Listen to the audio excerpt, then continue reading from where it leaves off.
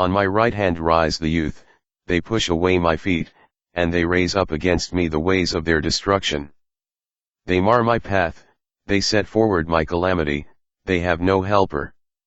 They came on me as a wide breaking in of waters, in the desolation they rolled themselves on me. Terrors are turned on me, they pursue my soul as the wind, and my welfare passes away as a cloud. And now my soul is poured out on me, the days of affliction have taken hold on me. My bones are pierced in me in the night season, and my sinews take no rest. By the great force of my disease is my garment changed, it binds me about as the collar of my coat.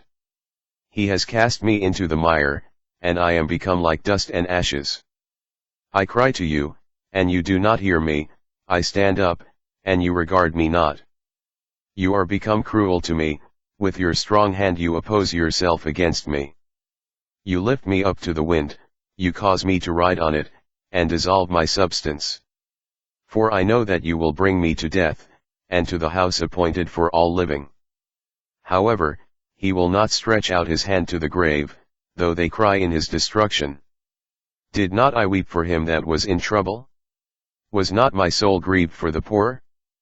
When I looked for good, then evil came to me, and when I waited for light, there came darkness. My bowels boiled, and rested not, the days of affliction prevented me.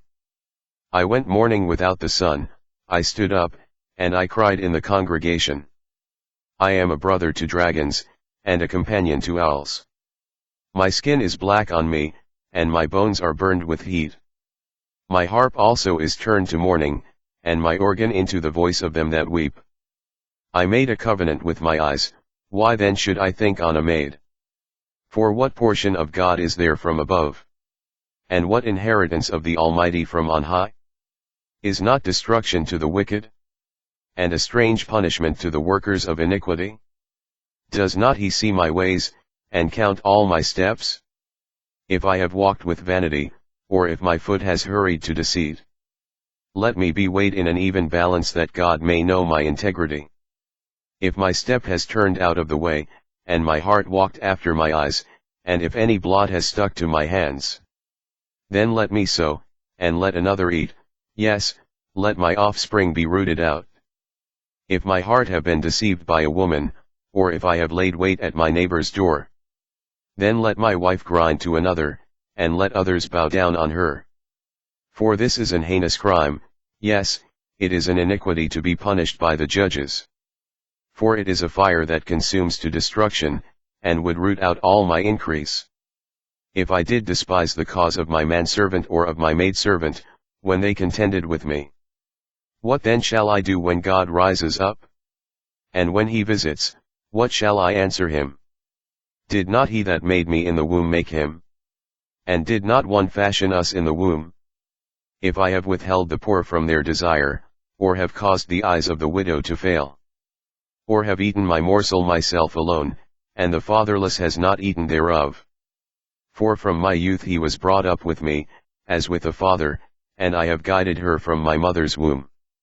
If I have seen any perish for want of clothing, or any poor without covering, if his loins have not blessed me, and if he were not warmed with the fleece of my sheep, if I have lifted up my hand against the fatherless, when I saw my help in the gate, then let my arm fall from my shoulder blade, and my arm be broken from the bone. For destruction from God was a terror to me, and by reason of his highness I could not endure. If I have made gold my hope, or have said to the fine gold, you are my confidence. If I rejoice because my wealth was great, and because my hand had gotten much. If I beheld the sun when it shined, or the moon walking in brightness, and my heart has been secretly enticed, or my mouth has kissed my hand. This also were an iniquity to be punished by the judge, for I should have denied the God that is above. If I rejoice at the destruction of him that hated me, or lifted up myself when evil found him. Neither have I suffered my mouth to sin by wishing a curse to his soul. If the men of my tabernacle said not, oh that we had of his flesh, we cannot be satisfied. The stranger did not lodge in the street, but I opened my doors to the travelers. If I covered my transgressions as Adam, by hiding my iniquity in my bosom? Did I fear a great multitude, or did the contempt of families terrify me, that I kept silence, and went not out of the door? Oh, that one would hear me! Behold, my desire is, that the Almighty would answer me, and that my adversary had written a book. Surely I would take it on my shoulder, and bind it as a crown to me. I would declare to him the number of my steps, as a prince would I go near to him. If my land cry against me, or that the furrows likewise thereof complain. If I have eaten the fruits thereof without money, or have caused the owners thereof to lose their life. Let thistles grow instead of wheat, and cockle instead of barley. The words of Job are ended. So these three men ceased to answer Job, because he was righteous in his own eyes. Then was kindled the wrath of Elihu the son of Barachel the Buzite, of the kindred of Ram. Against Job was his wrath kindled, because he justified himself rather than God. Also against his three friends was his wrath kindled, because they had found no answer, and yet had condemned Job. Now Elihu had waited till Job had spoken, because they were elder than he. When Elihu saw that there was no answer in the mouth of these three men, then his wrath was kindled. And Elihu the son of Barachel the Buzite answered and said, I am young, and you are very old. Why I was afraid, and dared not show you my opinion. I said, days should speak, and multitude of years should teach wisdom. But there is a spirit in man, and the inspiration of the Almighty gives them understanding. Great men are not always wise, neither do the aged understand judgment. Therefore I said, listen to me, I also will show my opinion. Behold, I waited for your words, I gave ear to your reasons, whilst you searched out what to say. Yes, I attended to you, and, behold, there was none of you that convinced Job, or that answered his words. Lest you should say, we have found out wisdom, God thrusts him down, not man. Now he has not directed his words against me, neither will I answer him with your speeches. They were amazed, they answered no more, they left off speaking. When I had waited, for they spoke not, but stood still, and answered no more. I said, I will answer also my part, I also will show my opinion.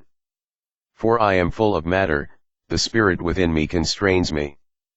Behold, my belly is as wine which has no vent, it is ready to burst like new bottles. I will speak, that I may be refreshed, I will open my lips and answer. Let me not, I pray you, accept any man's person, neither let me give flattering titles to man. For I know not to give flattering titles, in so doing my Maker would soon take me away. Why, Job, I pray you, hear my speeches, and listen to all my words. Behold, now I have opened my mouth, my tongue has spoken in my mouth. My words shall be of the uprightness of my heart, and my lips shall utter knowledge clearly. End of reading.